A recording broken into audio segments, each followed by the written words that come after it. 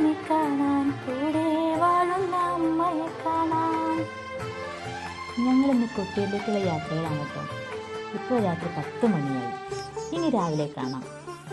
അങ്ങനെ ഞങ്ങൾ പുലർച്ചെ 2:30 ഇവിടെ എത്തിയിട്ടോ. എല്ലാവരും ഒന്ന് ഫ്രഷായി. പിന്നെ പുഴയിൽ പോയി മുങ്ങിക്കുളിച്ച് കല്ലെടുത്ത് കുറിയൊക്കെ തൊട്ടു. പിന്നെ ഈറനോടെ ഭഗവാനെ കാണാനുള്ള കാത്തിരിപ്പായി. നല്ല പോലെ തിരക്കുണ്ട്.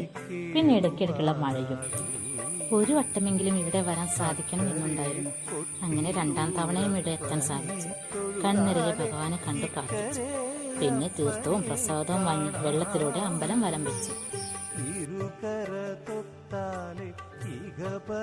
ജീവിത പുഴ നീന്തി കേറുവാനാകൂ.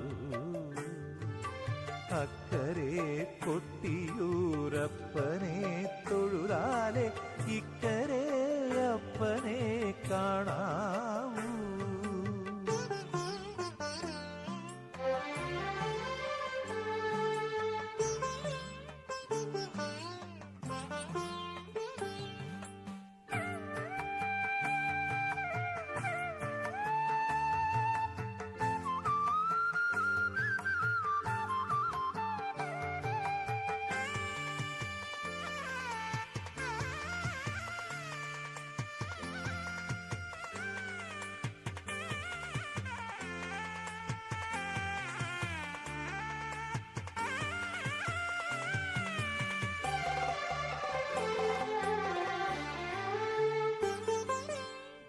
ഇളനീരഭിഷേകം നറുനെയ്യഭിഷേകം തിരുകൃപ കൊണ്ടഭിഷേകം ദാസനു തിരുകൃപ കൊണ്ടഭിഷേകം. ഇളനീരഭിഷേകം നറുനെയ്യഭിഷേകം തിരുകൃപ കൊണ്ടഭിഷേകം. അവിടുന്ന് ഞങ്ങൾ ഇക്കരക്കൊട്ടിയൂരിലേക്ക് പോയി. അവിടെ തൊഴുതിറങ്ങി. തിരിച്ചു പോരുമ്പോൾ ഓടപ്പൂക്കളൊക്കെ വാങ്ങി എല്ലാവരും. പിന്നെ കൊട്ടിയൂരിനോട് യാത്ര പറഞ്ഞു. നേരെ പോകുന്നത് പെർളശ്ശേരി അമ്പലത്തിലേക്കാണ്.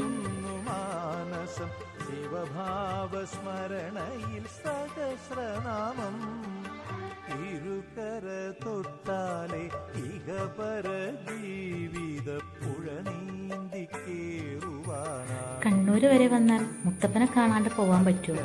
അങ്ങനെ ഞങ്ങൾ മുത്തപ്പൻകാവിലെത്തി. മുത്തപ്പനെ കണ്ട് പ്രസാദമൊക്കെ കഴിച്ച് തിരിച്ച് വീട്ടിലേക്ക് പോന്നു. ഇവന്റെ കൂടെയായിരുന്നു കേട്ടോ ഇന്ന് ഞങ്ങളുടെ യാത്ര. തിരിച്ചുള്ള യാത്രയിൽ പാട്ടും ഡാൻസും ഒക്കെയായി. അമ്മമാരിങ്ങനെ കളിച്ചാൽ ഞങ്ങൾക്ക് നോക്കി നിൽക്കാൻ പറ്റും. ഞങ്ങളും അവരുടെ കൂടെ കൂടി അടിച്ചു പൊളിച്ചു. യാത്രകൾ ആസ്വദിക്കാൻ കഴിഞ്ഞില്ലെങ്കിൽ പിന്നെ എന്ത് യാത്രയല്ലേ.